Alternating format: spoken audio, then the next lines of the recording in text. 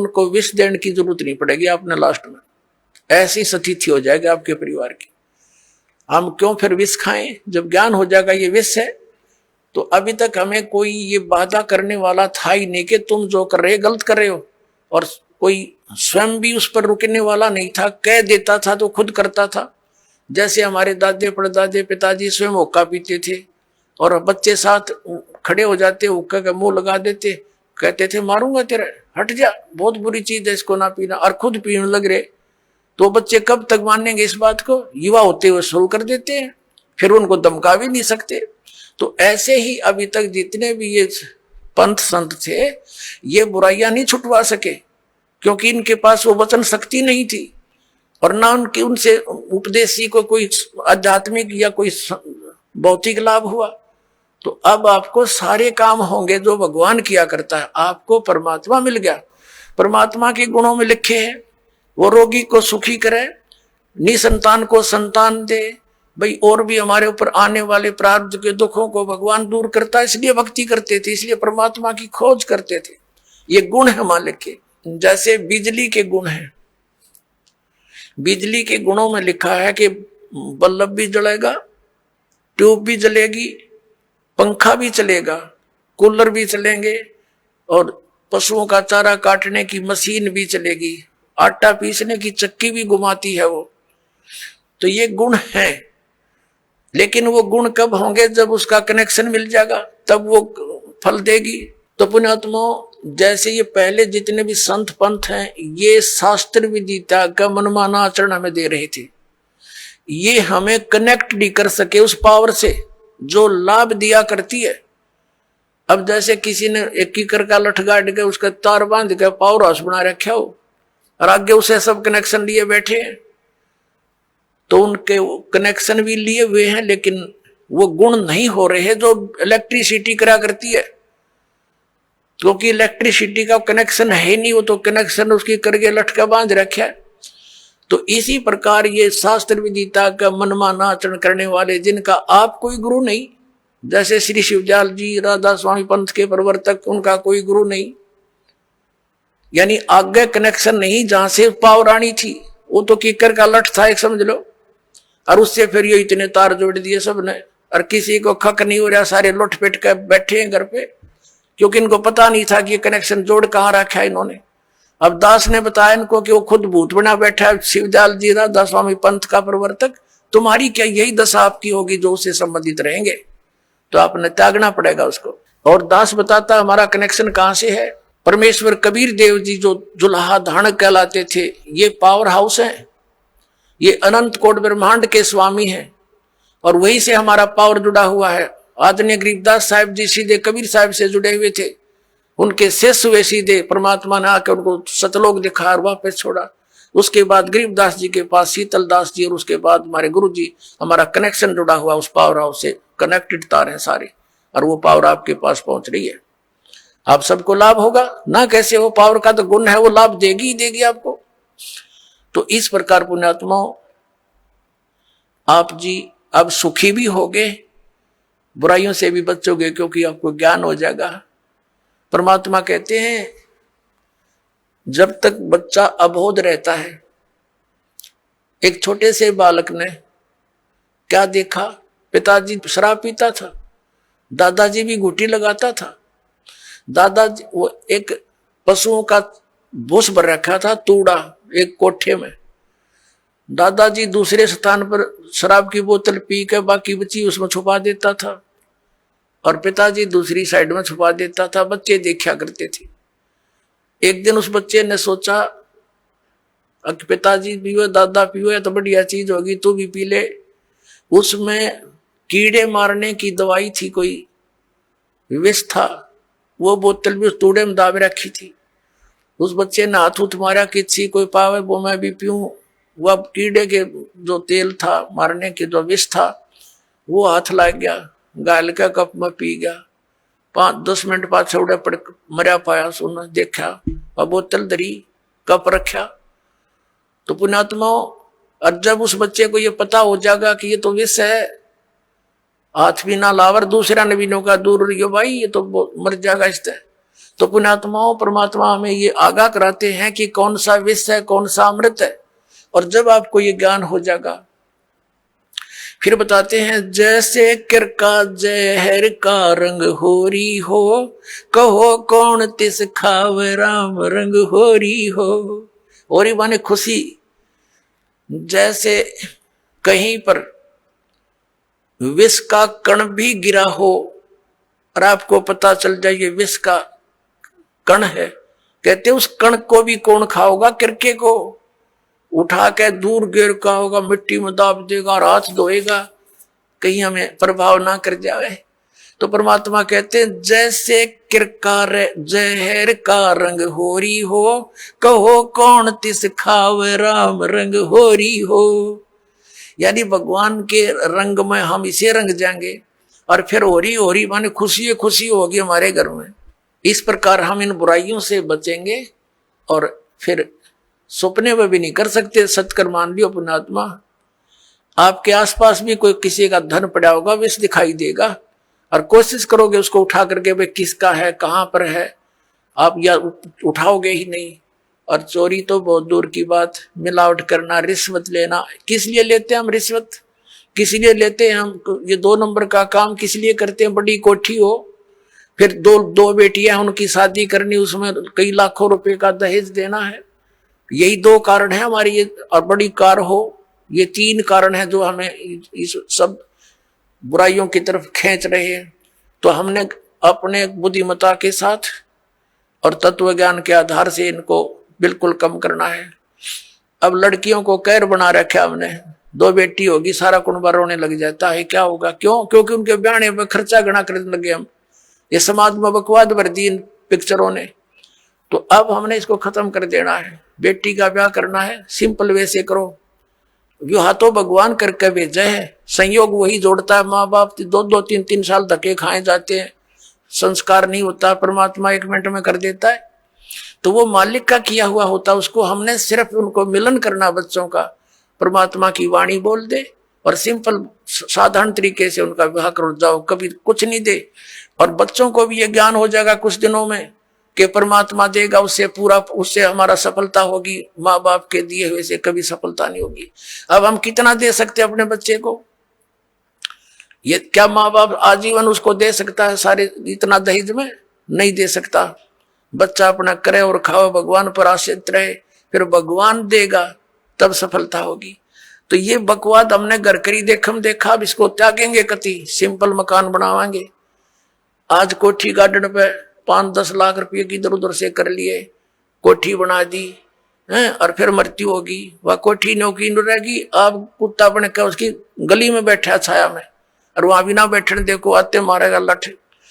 तो हमने इतना ही काम करना है जो हमारा भक्ति में बाधक ना हो। हम सारा जीवन किले बनाने में, कोठी खरीदने के चक्कर में 100 पाप कर बैठते हैं, वो पाप हमारे साथ चले जाते हैं, वह कोठी और कार यही रह जाती है। तो इस ज्ञान के आधार से आप जी ने सबसे पहले तो हमने इस विवाह की क्रियाओं को बदलना पड़ेगा। उसके बाद फिर हमने इन कोठियों की जरूरत क्या है, एक सिंपल मकान बनाओ जो भगवान ने आपको दे रखा है, अवश्य बनाओ, ठीक गर्मी सर्दी से बचने के लिए। और समय की वर्तमान की जो आवश्यकताएं हैं, आपको कार भी चाहिए, मान ले स्पीड अच्छी होगी जमाने की, मोटरसाइकिल चाहिए, आप विश्वास करना परमात्मा आपको वो भी देगा, लेकिन सदुपयोग के लिए उसमें परमात्मा की कैसेट ला के चले, उसके अंदर भगवान की टेप चलावे, मालिक की चर्चा करता जावे आवे, तो वो आपको सबको दे सकता है। मालिक के घर में किसी चीज की कमी नहीं, लेकिन दुरुपयोग ना हो। और हमेशा परमात्मा देगा, उसी में सफलता प्राप्त होती है। और भगवान तो इस मिट्टी का सोना बना के दे दे आपको, पता नहीं कहां कहां से बरकत कर देगा। बीड़ी शराब मांस तम्बाकू छोड़ दिया, आप पर बरकत होगी। आपके रोग होना था वो लागे 10 लाख रुपये, 2 लाख रुपये, अरे 100 रुपया की दवाई से मालिक ठीक कर देगा, बहाना सा करके, तो होगी बचत सारे शुरू। और पाप से दूना दुख होता बढ़ता चला जाता है। एक पैर में थोड़ा सा दर्द होया था एक व्यक्ति के, नौका टांग कट के पीछा छूटा, और अब नाम लेने के बाद डॉक्टर सलाह देते हैं कि टांग कटती अगर तो 2 दिन लेट हो जाता था, अब वो टांग बच की 200 रुपये की दवाइयों से। तो पुण्यात्माओं, पुण्य और पाप के ऐसे फल अलग अलग बन जाते हैं। तो हम पुण्य करेंगे तो परमात्मा हमारे साथ होगा, विधान है उसका। तो जो हानि ज्यादा होनी है वह थोड़े में टल जाएगी। परमात्मा कहते हैं कि सतगुरु शरण में आने से आई टले बला, और जय मस्तिष्क में सूड़ी हो वह काटे में टल जा। यदि हमारे प्रारब्ध के अंदर मृत्यु होनी हो तो परमात्मा कहते हैं कांटा लग जाने से उसको इतने में ही आपके उस पाप को वो परमात्मा कैंसिल करवा देगा। तो इसलिए भगवान की खोज हम किया करते थे। तो पुण्यात्मा, हमारे जो अध्यात्म गुरु थे वो तत्व ज्ञानहीन और हमारे सदग्रंथों से अपरिचित थे। पहले पवित्र हिंदू धर्म से पहले कोई मजहब नहीं था। जो कोई भक्ति या तो करता नहीं था, करता था तो वेदों अनुसार ही करता था। पवित्र हिंदू धर्म का उत्थान आदि शंकराचार्य जी से माना जाता है। आज से 2520 वर्ष पूर्व उनका जन्म हुआ, यानी ईसा जी से 508 वर्ष पूर्व। उसके बाद ही ईसाई धर्म का उत्थान हुआ। ईसा जी का जन्म आज से 2012 वर्ष पहले हुआ, और उस ईसाई धर्म के बाद ही मुसलमान धर्म का उत्थान हुआ। लगभग 1400 वर्ष उसको हुए हैं। हमारा जन्म पवित्र हिंदू धर्म में हुआ। हिंदू धर्म के जो सदग्रंथ माने जाते हैं, पवित्र चारों वेद, पवित्र श्रीमद् भगवत गीता, पवित्र पुराण, और हमारे जो आचार्य शंकराचार्य और ये मंडलेश्वर जो हिंदू धर्म के गुरुजन ये कहते थे कि हम पुराणों, वेदों और गीता अनुसार तुम्हें ज्ञान दे रहे हैं, और इनको कख भी पता नहीं था पुराणों, वेदों और गीता जी का। अब आपको थोड़ा सा ज्ञान देते हैं कि श्रीमद् भगवत गीता जी का ज्ञान किसने बोला। अपुण्यात्माओं, इसको तत्व ज्ञान कहते हैं। अब ये ज्ञान तो सबने पता है, किसी से पूछ लो तुरंत उत्तर दे देता है कि श्रीमद् भगवत गीता का ज्ञान किसने बोला? श्री कृष्ण जी ने बोला। अपुण्यात्माओं, यदि इतना ही कहने से बात बन जाती तो फिर गुरुओं की आवश्यकता क्या थी इन सदग्रंथों को समझने की? श्रीमद् भगवत गीता के अंदर श्री कृष्ण जी का तो रोल ही नहीं कहीं पर भी।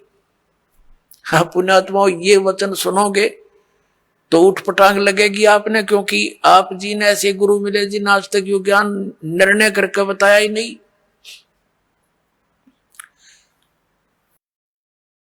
लोक में जिस तत्व के विषय में जानकारी दी है कि उसको जानकर फिर प्राणी केवल जरा और मरण से ही छूटने का प्रयत्न करता है, तो किम तत्ब्रह्म 8वें अध्याय के गीता जी के प्रथम श्लोक में प्रश्न किया अर्जुन ने। गीता ज्ञानदाता ने 8वें अध्याय के 3रे श्लोक में उत्तर दिया कि वो परम अक्षर ब्रह्म है। तो पुण्यात्माओं, ये सर्वपुरुष कौन है? ये स्वयं ब्रह्म है, ये काल है, ये गीता ज्ञान बोल रहा है। अक्षर पुरुष कौन है? जो 7 संग ब्रह्मांड का स्वामी है, उसका यहाँ कोई रोल नहीं है। इसलिए हमारे इस अध्यात्म ज्ञान में इस पृथ्वी लोक पर विशेषकर 2 पुरुषों का, 2 भगवानों का रोल है। एक तो इस सर्वपुरुष यानी ब्रह्म का, जो श्री कृष्ण जी में प्रवेश करके गीता जी का ज्ञान बोल रहा है, जिसने ज्ञान बोला। और दूसरा परम अक्षर ब्रह्म है, जो उत्तम पुरुष तो अन्य परमात्मा उदाहरते यह लोक चरमावि से विभर्ति अवे ईश्वर है। गीता जी अध्याय नंबर 15 के श्लोक नंबर 17 में। और 8वें अध्याय के 3रे श्लोक में गीता ज्ञानदाता स्वयं कहता वो परम अक्षर ब्रह्म है। तो ये गीता ज्ञानदाता 8वें अध्याय के 13वें श्लोक में कहता कि ओम इति एकाक्षरम ब्रह्म व्यवहारण माम अनुसमरण ये प्रयाति तजन देहम सयाति परमागति। मुझ ब्रह्म का केवल एक ओम मंत्र है, और इसका जो उच्चारण करके श्रवण करता हुआ शरीर छोड़कर जाता है, ओम नाम से मिलने वाली जो परम गति उसको प्राप्त होता है। वो कौन सी है? ब्रह्मलोक। ओम नाम से ब्रह्म का है, ब्रह्मलोक में रहता है ब्रह्म, तो ब्रह्म प्राप्ति होती है। 8वें अध्याय के 16वें श्लोक में लिखा है कि ब्रह्मलोक पर्यंत भी जन्म मृत्यु के अंदर है। ये भी पूर्ण मोक्ष नहीं हुआ, क्योंकि ब्रह्मलोक में गए हुए प्राणी भी वापस आते हैं। और गीता ज्ञानदाता स्वयं भी कहता दूसरे अध्याय के 12वें श्लोक में, चौथे अध्याय के 5 और 9 श्लोक में, 10वें अध्याय के 2रे श्लोक में कि अर्जुन तेरे और मेरे बहुत जन्म हो चुके। इसलिए 18वें अध्याय के 62वें श्लोक में गीता ज्ञानदाता कहता है कि तू सर्वभाव से उस परमेश्वर की शरण में जा, उसकी कृपा से ही तू परम शांति को, सनातन परम धाम को प्राप्त होगा। गीता जी अध्याय नंबर 15 के श्लोक नंबर 4 में कहा कि जब तत्वदर्शी संत मिल जा, उसके बाद उस परमेश्वर के उस परम पद की खोज करनी चाहिए, जहां जाने के बाद साधक फिर लौटकर कभी संसार में नहीं आते। और जिस परमेश्वर ने सब ब्रह्मांडों की रचना की है और केवल उसी की भक्ति करो, ये गीता ज्ञानदाता कहता है। तो इससे सिद्ध है कि श्रीमद् भगवत गीता का ज्ञान देने वाले से भी कोई और एक सुप्रीम पावर है। अब श्रीमद् भगवत गीता का ज्ञान कौन दे रहा? जो ये कह रहा कि मेरा एक ओम नाम है, ओम नाम ब्रह्म का है, और ये ब्रह्म कौन है? ये काल है। इसने प्रतिज्ञा कर रखी है कि मैं कभी किसी के समक्ष नहीं आऊंगा, मेरे कर्म और जन्म अलौकिक है। गीता जी अध्याय नंबर 4 के श्लोक नंबर 9 में यह कहता कि अर्जुन, मेरे जन्म और कर्म दिव्य है, अलौकिक है। अब पुण्यात्माओं, अब हम आपको श्रीमद् भगवत गीता जी का ज्ञान किसने बोला, ये थोड़े से संक्षिप्त में सुनाएंगे। श्री कृष्ण जी का तो रोल ही नहीं है गीता जी के ज्ञान में। कैसे कि श्री कृष्ण जी युद्ध के पक्ष में नहीं थे इस महाभारत के युद्ध में, और 3 बार वो गए हैं शांति दूत बनकर, समझाने की चेष्टा की है कौरव और पांडवों को। लास्ट में यहां तक जब फैसला कर लिया कि भी एक तरफ मैं होऊंगा, एक तरफ मेरी सेना होगी, और मैं शस्त्र भी नहीं उठाऊंगा, प्रतिज्ञा कर ली। तो पुण्यात्माओं, जो महापुरुष ये कहता हो कि मैं हथियार भी नहीं उठाऊंगा, क्या फिर वो युद्ध की सलाह दे सकता है? नहीं। अब जब इसने देखा, किसने? इस काल भगवान ने। ये गीता जी अध्याय नंबर 7 के श्लोक नंबर 24 और 25 में स्पष्ट करता है कि मैं अपनी योग माया से छुपा रहता हूं, मैं कभी किसी के समक्ष नहीं होता, ये मेरा अटल अनुतम, अवय अनुतम यानी घटिया अटल नियम है। इससे घटिया और क्या होगा? जो पिता अपने पुत्रों के सामने नहीं आता, उसमें कोई दोष है? तो इस कारण इस प्रकार वो स्पष्ट करता है कि मैं अपनी योग माया से छुपा रहता हूं, और मुझ अव्यक्तम व्यक्तिम आपना मनन्ते, मुझ अव्यक्त को, मैं तो अव्यक्त रहता हूं और मुझे कृष्ण मान रहे हैं ये मूर्ख जन समुदाय। I am not Krishna, Gita ज्ञानदाता कहता है। अब ये इसके जन्म और कर्म कैसे अलौकिक है? पुण्यात्माओं, ये काल जो है, जैसे आप जी ने श्री शिव पुराण के अंदर इस विद्वेश्वर संहिता के अंदर देखा, आपको दिखाएंगे, तो उसके अंदर क्या लिखा है कि ब्रह्मा और विष्णु जी का आपस में इसी बात पर युद्ध हो गया। ब्रह्मा जी कहते हैं विष्णु जी के मैं तेरा जनक हूं, मैं तेरा बाप हूं, तेरी उत्पत्ति मैंने की है। विष्णु जी कहते हैं मैं तेरा बाप हूं, तेरी उत्पत्ति मेरी नाभि कमल से हुई है। इसी बात पर इनका युद्ध हो गया। इसको समाप्त कराने के लिए इनके पिता, जिसने यह गीता का ज्ञान बोला, ये इनका पिता है, ये काल रूपी ब्रह्म सदा शिव यही है। इसने इन दोनों के बीच में एक तेजो में लिंग खड़ा कर दिया, स्तंभ, और बहुत लंबा चौड़ा, ये ऊपर नीचे घूमने लगे। उसका और छोर प्राप्त करने के लिए युद्ध बंद हो गया। फिर ये स्वयं अपने पुत्र शिव का रूप धारण करके खड़ा हो गया। फिर इनको समझाने लगा कि तुम भगवान नहीं हो, यू आर नॉट गॉड, तुमने अपने आप को इस मान लिया, जैसा कि आपको बहुत बार दिखाया है दास ने।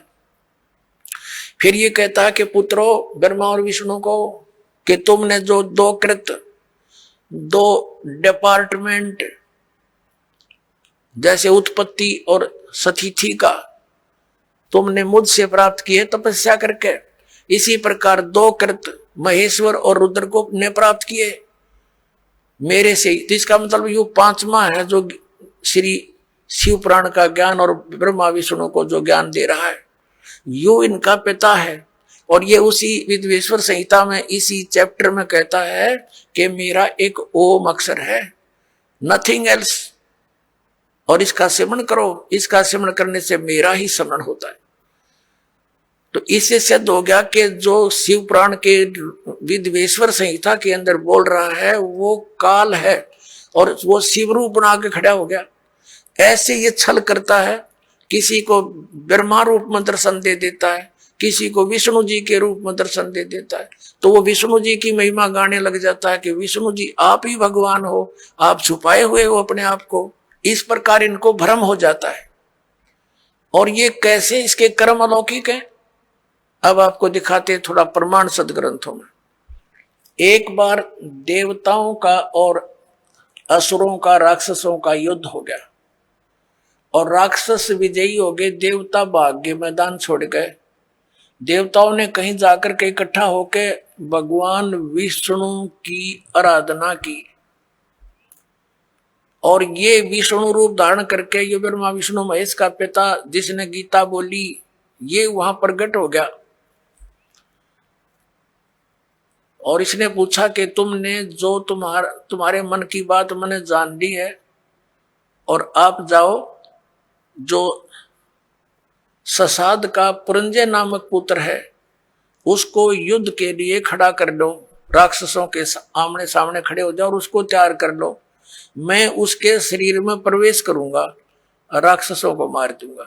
अब दिखाता हूं आपको, ये देखिएगा श्री विष्णु पुराण, गीता प्रेस गोरखपुर से प्रकाशित है। ये है श्री विष्णु पुराण, सचित्र हिंदी अनुवाद सहित है, इसमें संस्कृत भी साथ है। अनुवादक है मुनीलाल गुप्त और गीता प्रेस गोरखपुर से प्रकाशित। प्रकाशक एवं मुद्रक है गीता प्रेस गोरखपुर, गोविंद भवन कार्यालय कोलकाता का संस्थान। ये है अध्याय नंबर 2 और चतुर्थ अंश और 233 पृष्ठ पे ये विष्णु पुराण। अब हम आपको यहां ले आते हैं, 233 पृष्ठ पे यहां से पढ़ेंगे। पूर्व काल में त्रेता युग में एक बार अति भीषण देव असुर संग्राम हुआ, देवताओं और राक्षसों का। उसमें महाबलवान दैत्यगण से पराजित हुए देवताओं ने भगवान विष्णु की आराधना की। तब आदि अनंत शून्य अशेष जगत प्रतिपालक श्री नारायण ने देवताओं से प्रसन्न होकर कहा, आप लोगों का जो कुछ अभिष्ट है वह मैंने जान लिया है, तुम जो चाहते हो मैं समझ गया। उसके विषय में यह बात सुनिए। राजऋषि ससाद का जो पुरंजय नामक पुत्र है, उस अक्षत्रिय श्रेष्ठ के शरीर में अंश मात्र से यानी कुछ समय के लिए स्वयं अवतीर्ण होकर उन संपूर्ण दैत्यों का नाश करूंगा। अतः तुम लोग पुरंजय को दैत्यों के वध के लिए तैयार करो। ठीक हो गया। अब इसने क्या किया, पुरंजय को खड़ा कर दिया, देवताओं ने समझा बुझा के, और राक्षस भी सामने हो गए। ये काल जो है उस पुरंजय के अंदर प्रवेश कर गया, क्योंकि ये 1000 भुजा का 1000 कला का मालिक है। ब्रह्मा विष्णु महेश 4 ये 16 कला के मालिक हैं, तो इसमें शक्ति ज्यादा। इसने उन सब राक्षसों को मार डाला। तो अब दूसरा उदाहरण देते हैं आपको। एक समय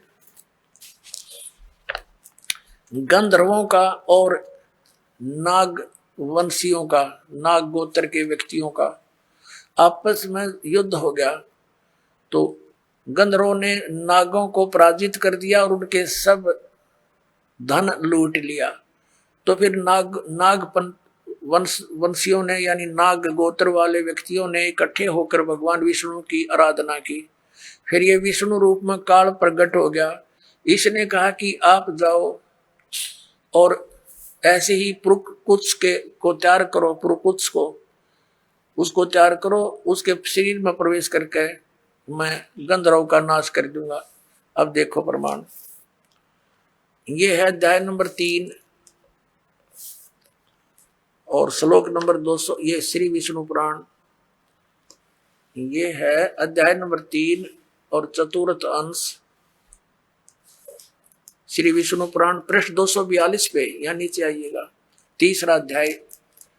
पूर्व काल में रसातल में मोने नामक 6 करोड़ गंधर्व रहते थे। उन्होंने समस्त नाग कुल के प्रधान रतन और अधिकार छीन लिए थे। गंधर्वों के पराक्रम से अपमानित उन नागेश्वरों द्वारा स्तुति किए जाने पर उसके श्रवण करने से जिनकी विकसित कमल सदृश आंखें खुल गई हैं, निंद्रा के अंत में जागे हुए उन जलशाही भगवान सर्वदेवेश्वर को प्रणाम कर उनसे नाग गुणों ने कहा, भगवान, इन गंधर्वों से उत्पन्न हुआ हमारा भय किस प्रकार शांत हो।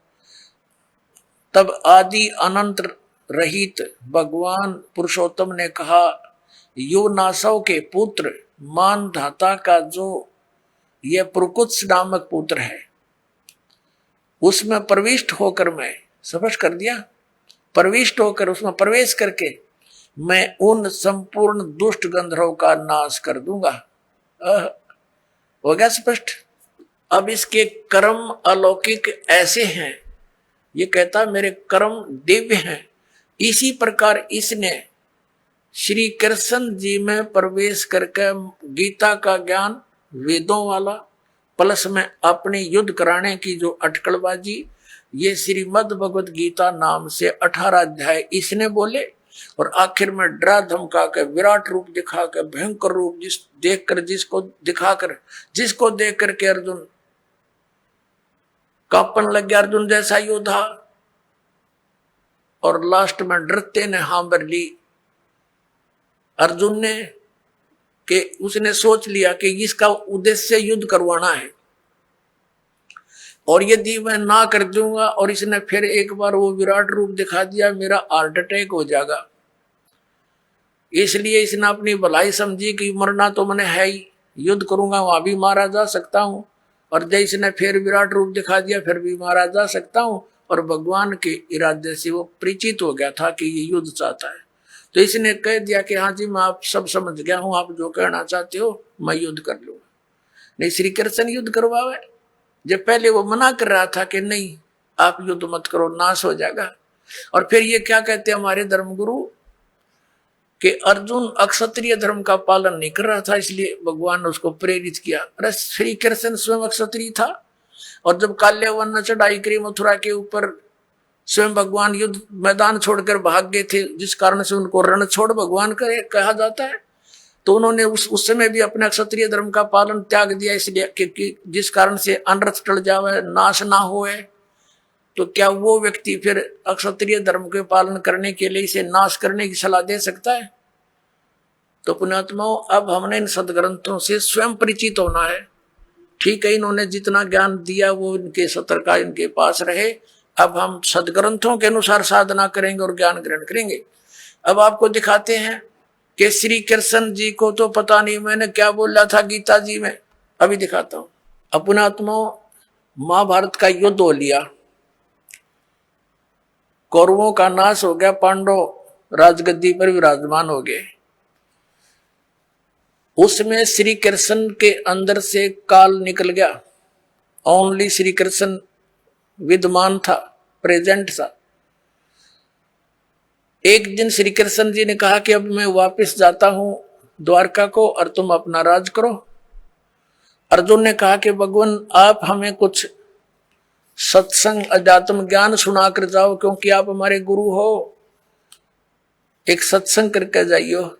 जब श्रोतागण सामने बैठे थे, अर्जुन और कृष्ण वहां पर टहल रहे थे, सत्संग का समय के इंतजार कर रहे थे, श्रद्धालु आ रहे थे। तब श्री कृष्ण जी से अर्जुन ने कहा, भगवान कृपा मुझे वही ज्ञान सुनाना जो आपने युद्ध के दौरान सुनाया था, यानी वो गीता जी का ज्ञान बताना। अब मैं भूल गया हूं, बुद्धि के दोष से मुझे याद नहीं रहा। श्री कृष्ण जी कहते हैं कि तू बड़ा श्रद्धाहीन है अर्जुन, तू बड़ा बुद्धिहीन है, तूने उस ज्ञान को याद क्यों नहीं रखा? और अर्जुन पर तो डांट मार रहे हैं कि तूने याद क्यों नहीं रखा, और स्वयं कह रहे हैं अब मैं पूरा ज्यों का तो तुझे उसको नहीं बता सकता, क्योंकि उस समय मैंने योग युक्त होकर ये ज्ञान बोला था। हम भले आदमियों, जब युद्ध के इसे खतरनाक भयंकर समय में योग युक्त हुआ जा सकता है तो इस पीस में क्या दिक्कत आ गई योग युक्त होने में। अब हो जा 2 मिनट लागे जो ज्ञान होता उसने बोला हो तो उसने बोला ही नहीं था। ये श्री कृष्ण में प्रवेश करके काल बोल गया। जैसे आप देखते हो एक प्रेत आत्मा दूसरे के शरीर में प्रवेश कर जाती है और वो प्रेत बोलता रहता है, बहुत कुछ बोल जाता है। उसके जाने के बाद जिस शरीर की वो आत्मा अपने सचेत होती है, फिर उसको कोई अन्य ही बताते हैं ऐसे बोल रहा था तू, ऐसे बोला, ऐसे बोला। उसको कुछ नहीं पता होता मैंने क्या बोला, और ही बताते हैं, फिर वो कहने लग जाता मैंने एक दिन ऐसे बोला। तो ऐसे श्री कृष्ण जी में प्रवेश करके उसकी आत्मा को दबा कर ये काल बोल गया सारे काम में, और उसके निकलने के बाद फिर ओरिजिनल कृष्ण था वो क्या बोलता है दिखाता हूं आपको। देखिए ये संक्षिप्त महाभारत द्वितीय खंड, ये द्वितीय खंड गीता प्रेस गोरखपुर से प्रकाशित है। संपादक तथा संशोधक हैं जयदयाल गोविंद का, जिसने श्री मद्भुत गीता का भी अनुवाद किया है। गीता प्रेस गोरखपुर से प्रकाशित है, गीता प्रेस गोरखपुर से।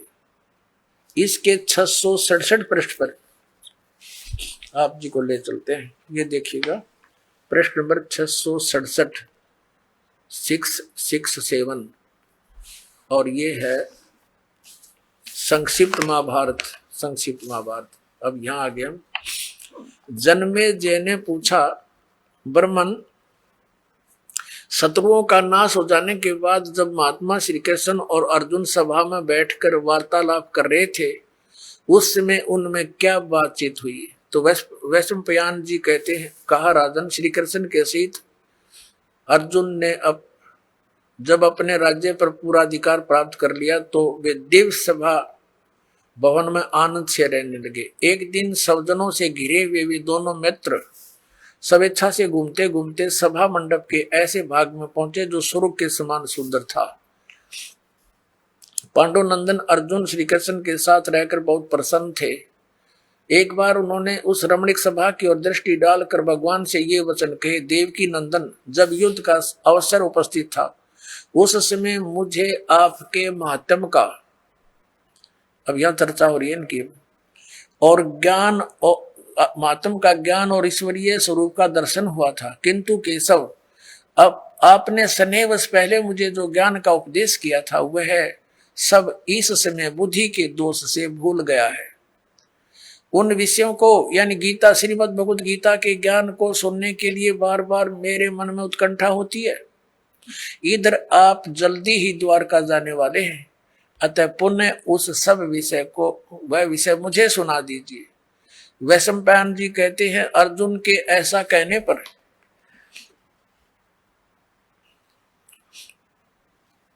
वक्ताओं में श्रेष्ठ महातेजस्वी भगवान श्री कृष्ण ने उन्हें गले से लगाकर इस प्रकार उत्तर दिया। श्री कृष्ण बोले, अर्जुन, उस समय मैंने तुम्हें अत्यंत गोपनीय विषय का श्रवण कराया था, अपने स्वरूप भूत धर्म सनातन पुरुषोत्तम तत्व का परिचय दिया था और नित्य लोकों का भी वर्णन किया था, किंतु तुमने जो अपनी नासमझी के कारण उस उपदेश को याद नहीं रखा, यह जानकर मुझे बड़ा खेद हुआ है। उन बातों को अब पूरा पूरा स्मरण होना संभव नहीं जान पड़ता। पांडुनंदन, निश्चय ही तुम बड़े श्रद्धाहीन हो, तुम्हारी बुद्धि अच्छी नहीं जान पड़ती। अब मेरे लिए उस उपदेश को ज्यों का त्यों दोहरा देना कठिन है, क्योंकि उस समय योग युक्त होकर मैंने परमात्म तत्व का वर्णन किया था। अब पुण्यात्माओं, अब आपके कति समझ में आ जाएगी, यु ज्ञान बोलिया किसने? श्री कृष्ण जी का था रोल नहीं गीता के ज्ञान में। अब ये खुद कह रहे हैं कि मैंने, अब जैसे ये दास आपको ये सत्संग सुना रहा है और आप मुझे 10 वर्ष के बाद पूछ लियो, जी इस विषय पर जो आपने ये सत्संग किया था कृपा फिर सुनाइयो, कभी सुन लो उसी से मैं सुना दूंगा, क्योंकि वो मैंने अपने होश आवास में सुना रखा है। और मेरे अंदर कोई प्रेत बोल रहा है तो फिर मैं ये बात बोलूंगा तो श्री कृष्ण बोल रहे हैं कि तुमने याद नहीं रखा, तुम कैसे व्यक्ति हो, श्रद्धाहीन हो, बुद्धिहीन हो। अरे भले आदमियों, ये दास सत्संग करेगा और प्रथम बार जो श्रोता इस सत्संग को सुनेगा 20% याद रहता उसको, और मैं फिर डांट मारूं कि तुमने याद क्यों नहीं रखा, तो इसका इससे सिद्ध है कि खिसियानी बिल्ली खंबा नोच रही है, यानी उसको ज्ञान नहीं खुद को, और उसको धमका रहा है कि तूने याद क्यों नहीं रखा, तेरा के बिजली गिर गई। अब तो आपको क्या हो गया, जब ऐसे भयंकर युद्ध के समय में आदमी योग युक्त हो सकता है, तो शांत है, सब तरह से बिल्कुल पीस ऑफ माइंड है, आराम से योग युक्त हो सकते हैं। भाव कहने का ये पुणात्माओं, श्री कृष्ण जी का तो रोल ही नहीं था गीता के ज्ञान देने में। अब श्रीमद् भगवत गीता का ज्ञान दिया किसने है, ये काल ने दिया। गीता जी अध्याय नंबर 11 के श्लोक नंबर 32 में स्वयं कहता है कि अर्जुन मैं काल हूं, और देख तेरे सामने ये मेरा वास्तविक रूप है, और इस रूप का यानी जो मैंने अब तुझे ये रूप दिखा है, इस रूप का पहले ना तो किसी ने पहले दर्शन हुआ, ना आगे कोई कर सकता। ये तेरे ऊपर रहम करके मैंने ये अपना विराट रूप दिखा। पुणात्माओं, यदि श्री कृष्ण जी बोल रहे होते गीता, तो ये शब्द नहीं कहते कि ये मेरा विराट रूप पहले किसी ने नहीं देखा, क्योंकि श्री कृष्ण जी तो अपना विराट रूप कौरवों की सभा में दिखा चुके थे। उस विराट में दिन रात का अंतर है। अपनात्माओं, एक तो 60 वाट का बल्ब हो, ट्यूब हो, और एक हो 1000 वाट की, तो कितना अंतर है, ट्यूब दोनों है, लेकिन वो 1000 वाट वाली 60 वाट वाली से भिन्न होती है। तो इसी प्रकार इन दोनों ने ही विराट रूप दिखाया था, उसमें और उसमें भिन्नता थी। और ये शब्द श्री कृष्ण जी नहीं कह सकते कि पहले किसी ने नहीं देखा और आगे कोई नहीं देख सकता। तो इससे सिद्ध है गीता ज्ञानदाता श्री कृष्ण नहीं, उसके अंदर प्रवेश करके काल बोल रहा। वो 1000 भुजा का भगवान है, 1000 कला का है, सहस्रा बाहु। अब 11वें अध्याय के 21वें श्लोक में अर्जुन कहता है कि हे सहस्रा बाहु, हे 1000 भुजा वाले भगवान, अपने उसी चतुर्भुज रूप में आ जाओ। क्योंकि वो श्री कृष्ण मान रहा था उसको, और श्री कृष्ण इज विष्णु, विष्णु जी जो है ये 4 भुजा के भगवान है। अब इस दास की नजरों से आपको पता चलेगा कि श्रीमद् भगवत गीता का ज्ञान किसने बोला। और दूसरा और अन्य प्रमाण एक ये है कि श्री कृष्ण तो अर्जुन के साले थे। श्री कृष्ण की बहन अर्जुन को ब्याही थी सुभद्रा जी, अपने साले को पहचानने से भूल गया वो। श्री कृष्ण नहीं था वो। श्री कृष्ण से बाहर निकल कर वो काल देख रहा था, ऐसे भयंकर रूप दिखाया, और श्री कृष्ण अलग खड़े हैं, ओझल हो गए उसके प्रकाश में, तेज में। तब अर्जुन पूछता है, हे महानुभाव आप कौन हो, मैं आपको नहीं पहचानता। तो क्या श्री कृष्ण थे वह? और भी ढेर सारे प्रमाण हैं कि श्री कृष्ण जी ने गीता का ज्ञान नहीं कहा। श्री कृष्ण जी ने पहले कभी काल नहीं कहा अपने आप को, बाद में कभी काल नहीं कहा। श्री कृष्ण जी के पास तो ये जितनी गौवें थी, ग्वाल बाल थे, गोपियां थी, सब आकर के प्यार पाते थे, उसकी तरफ देखते रहते थे, निहारते रहते थे। क्या वो काल हो सकते हैं?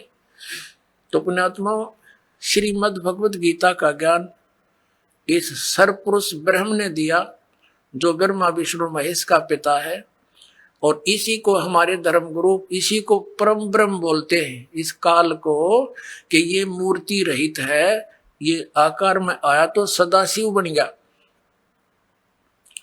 ब्रह्मा जी बताते हैं।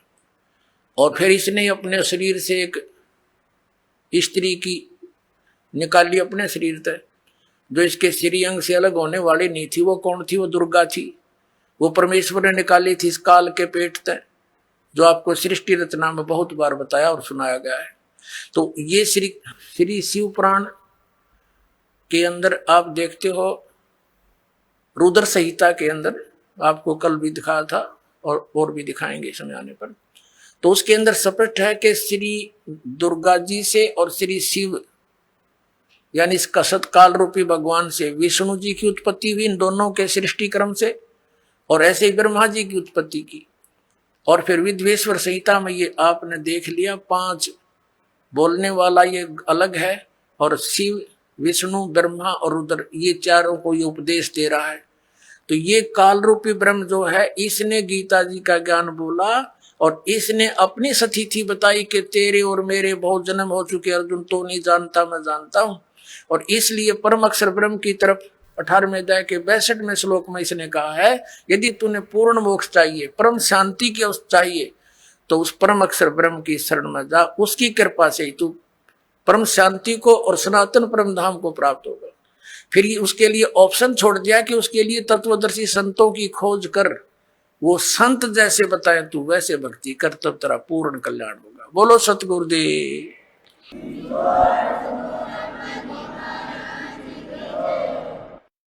आइए अब हम उन श्रद्धालुओं के अनुभव जानते हैं जो जगत गुरु तत्वदर्शी संत रामपाल जी महाराज जी से दीक्षा प्राप्त कर चुके हैं तथा उनके द्वारा बताए गए भक्ति मार्ग पर चल रहे हैं। नमस्कार सर। सत साहिब। सर क्या नाम है आपका? सर मेरा नाम रामगोपाल दास है। सर कहाँ से आए हैं आप? सर मैं सोनीपत ज्ञाननगर से आया हूँ।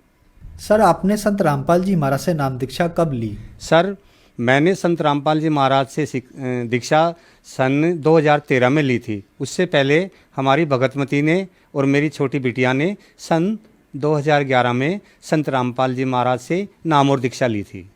सर संत रामपाल जी महाराज से नाम दीक्षा लेने से पहले क्या आप कोई भक्ति साधना भी करते थे? जी सर, हम बहुत ही भक्ति साधना करते थे। उससे पहले मैं लगातार 30-32 वर्ष तक ये शिव जी की कांवर वगैरह भी लेके आया। 17 साल तक जय दुर्गे जागरण मंच ज्ञाननगर का मैं कैशियर रहा 17 साल तक, लेकिन उस भक्ति में हमें कोई फ़ायदा नहीं हुआ। सर मैंने पहले बहुत गुरु बनाए, हमने इतने गुरु बनाए, जहाँ पर भी जिसने जो कह दिया कि आप वहाँ चले जाइए, हम वहीं चले जाते थे। हमने दुनिया भर के गुरु बनाए, लेकिन हमें उन गुरुओं से कोई फ़ायदा या कोई लाभ नहीं हुआ। सर फिर आप संत रामपाल जी महाराज की शरण में कैसे आए?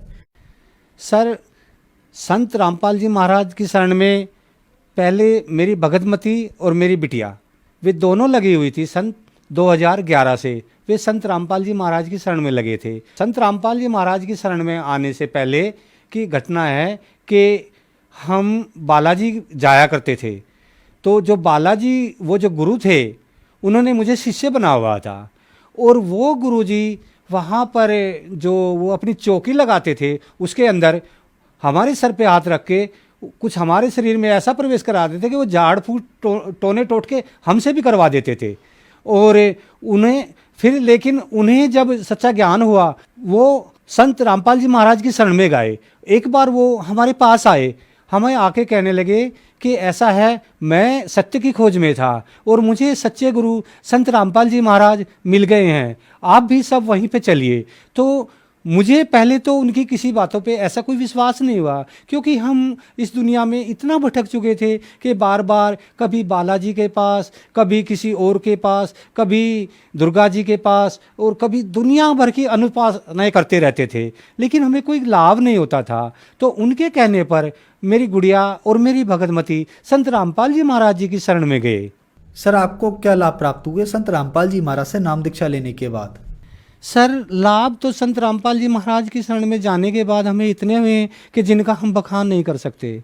उस मालिक की शरण में जाने के बाद, संत रामपाल जी महाराज जी की शरण में जाने के पास सबसे बड़ा लाभ तो हमें ये हुआ कि जो मेरी भगतमती है पुष्पा देवी, वो कैंसर से पीड़ित थी, 4th स्टेज पे जा चुकी थी वो। तो कैंसर के लिए हम यहाँ पे लोगों ने हमें सलाह दी कि आप डॉक्टरों के पास जाइए। हमने पहले तो पानीपत डॉक्टरों को दिखाया, तो वहाँ पे डॉक्टर गुप्ता थे, उन्होंने कहा कि मेरे को तो 100% लग रहा है कि आपकी भगतमती को कैंसर है, आप इनकी जांच कराइए। तो मैंने कहा कि ठीक है भैया, कैंसर तो है। उसके बाद फिर हम रोहतक में गए, वहाँ रोहतक मेडिकल में दिखाया, वहाँ पे सभी जांचें कराई गई। उन सभी जांचों में भी इनको कैंसर बताया गया। और कैंसर भी इनकी दोनों ब्रेस्ट में बताया गया। तो उसके बाद सर हम वहाँ से फिर उन्होंने हमें दिल्ली भेज दिया। हम दिल्ली गुरु तेग बहादुर हॉस्पिटल पहुँचे। गुरु तेग बहादुर हॉस्पिटल पहुँचने के बाद उन्होंने फिर हमारे बहुत सारे टेस्ट किए, FNAC की और बहुत ब्लड टेस्ट सैंपल दुनिया भर के सैंपल लिए, तो वो सभी के सभी पॉजिटिव पाए गए, यानी उन सभी में कैंसर की पुष्टि हो गई। अब एक तो हमारी आर्थिक स्थिति इतनी खराब, ऊपर कैंसर जैसी भयानक जानलेवा बीमारी, हम वहीं खड़े खड़े हॉस्पिटल में रोने लगते थे। हम इतने हालात ख़राब थे कि हम कह नहीं सकते। उसके बाद में फिर हमारी भगतमती ने संत रामपाल जी महाराज से प्रार्थना लगाई कि मालिक हम तो दिल्ली भी आ गए और दिल्ली भी इन लोगों ने हमें कैंसर ही बताया है।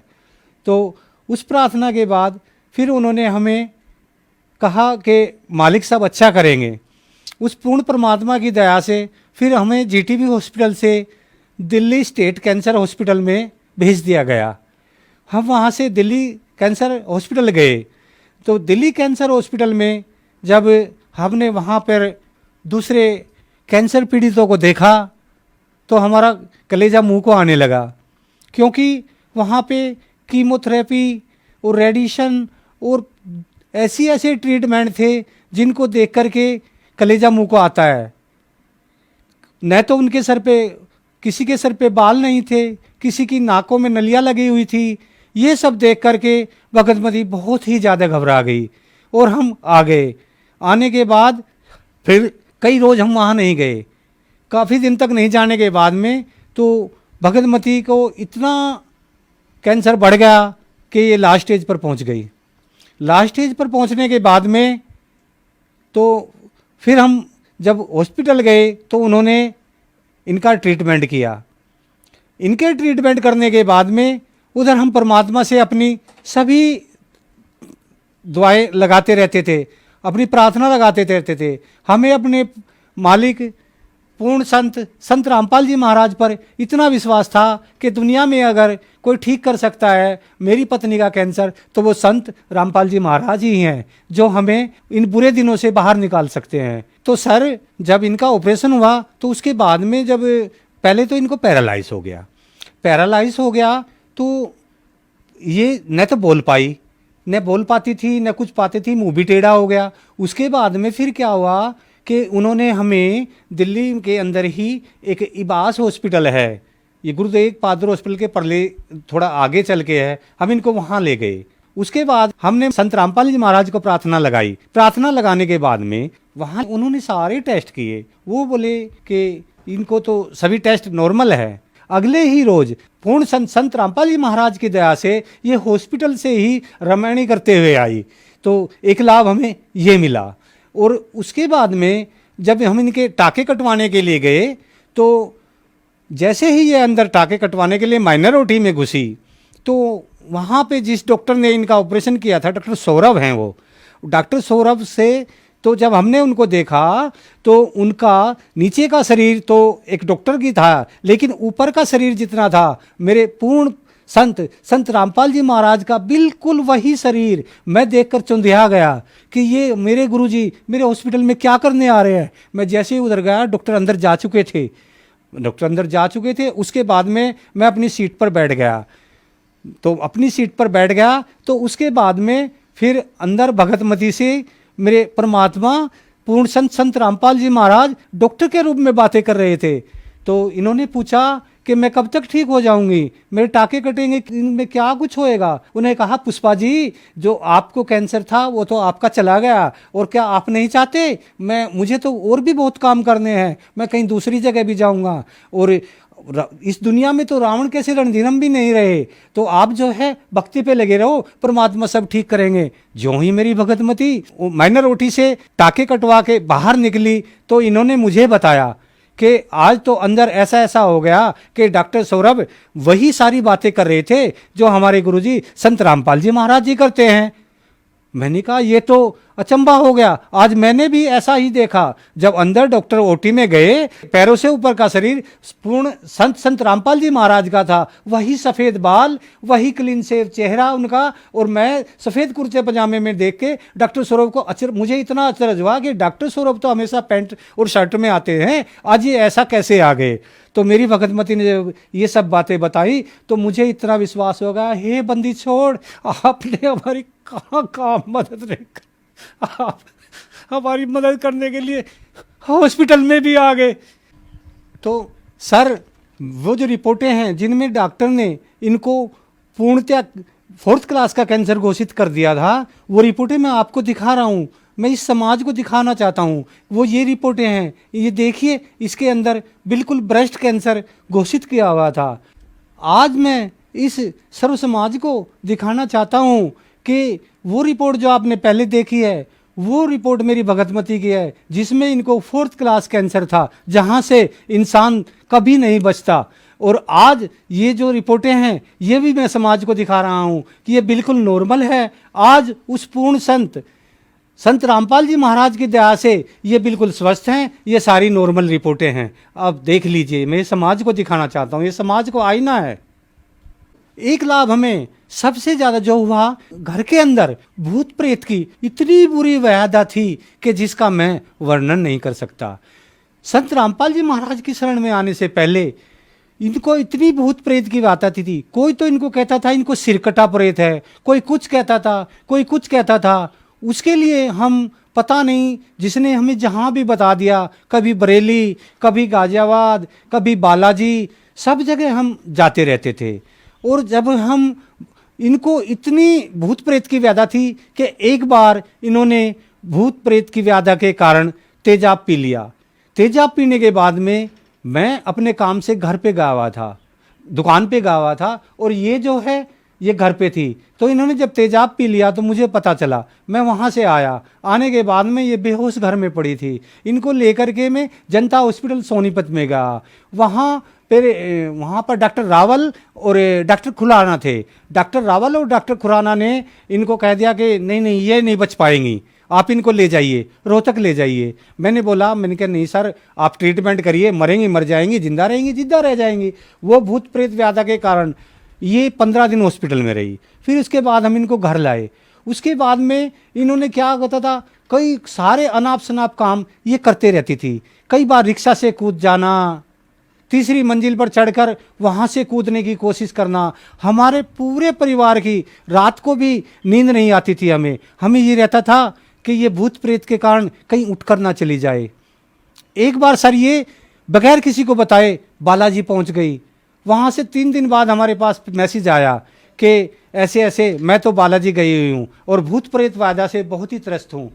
वहाँ पर हमने दुनिया भर के हवन कराए। कोई हमसे 11,000, कोई हमसे 21,000, कोई 5,000, जैसे कोई मांगता था सर हम वही दे देते थे।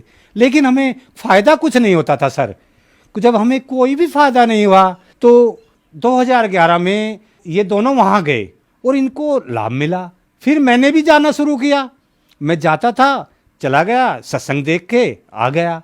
तो फिर मैंने जो हमारे गुरु संत रामपाल जी महाराज हमें उपदेश देते थे और जो इनके द्वारा लिखी गई पुस्तकों में ज्ञान लिखा गया है, तो फिर मेरा मन पापी था, तो मैंने उसका मिलान करना शुरू किया। तो मैंने जब अपना धार्मिक ग्रंथों में मिलान किया तो वो सब एच सही था। तो फिर मैं परमात्मा की शरण में 2013 में चला गया। दोनों बच्चे भी वहाँ पे चले गए। अब हम पूरा परिवार संत रामपाल जी महाराज की शरण में है। जब मेरी धर्मपत्नी वहाँ पे गई तो वहाँ पे जाने के बाद में जो इनकी भूत प्रेत की व्याधा थी वो बिल्कुल ऐसे हो गई जैसे इनको कुछ हुआ ही नहीं था। आज इनको न तो कोई भूत प्रेत की व्याधा है, न हमारे परिवार में किसी किस्म का कोई कलेश या द्वेष, अभी कुछ नहीं है। आज ये बिल्कुल उस भूत प्रेत की व्याधा से बिल्कुल ठीक है। संत रामपाल जी महाराज की शरण में जाने के बाद में इनको भूत प्रेत की या किसी किस्म की कोई व्याधा नहीं रही। पहले मैं क्या था कि मैं भी दुर्व्यसनों में फंसा हुआ था, बीड़ी सिगरेट भी पीता था, कभी किसी ब्याह शादी में कहीं पे मैं थोड़ा बहुत ड्रिंक भी किया करता था। लेकिन संत रामपाल जी महाराज की शरण में जाने के बाद में मेरे परिवार के अंदर कोई भी दुर्व्यसन नहीं है और सभी बुराइयों से संत रामपाल जी महाराज ने मेरे परिवार को दूर कर दिया। संत रामपाल जी महाराज की मेरे परिवार पर इतनी दया है कि मैं बता नहीं सकता। आज उस मालिक की मेरे ऊपर बहुत सबसे बड़ी रजा तो यही है कि मेरी भगतमती आज कैंसर मुक्त है, दूसरी भूत प्रेत से मुक्त है, परिवार में 3 बच्चे हैं, 3 बच्चे मालिक की शरण में हैं। संत रामपाल जी की शरण में आने के बाद में समाज की हर बुराइयों से वो दूर है।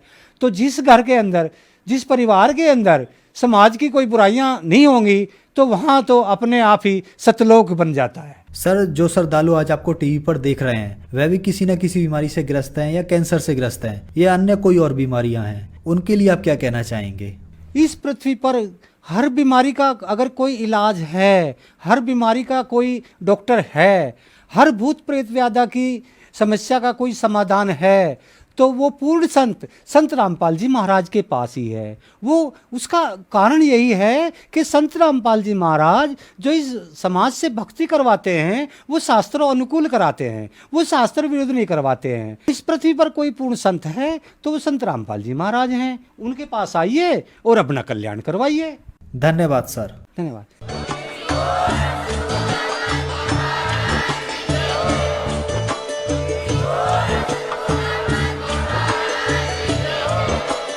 आप सुन रहे थे जगत गुरु तत्वदर्शी संत रामपाल जी महाराज जी के मंगल प्रवचन। अधिक जानकारी के लिए विजिट कीजिए हमारी वेबसाइट www.jagatgururampalji.org। संत रामपाल जी महाराज जी के शुभ आशीर्वाद से पूरे विश्व भर में 500 से भी ज्यादा नाम दीक्षा केंद्र हैं, जिन पर संत रामपाल जी महाराज जी द्वारा ऑनलाइन निशुल्क नाम दीक्षा दी जा रही है। अपने नजदीकी नाम दीक्षा केंद्र का पता करने के लिए संपर्क करें 82228805।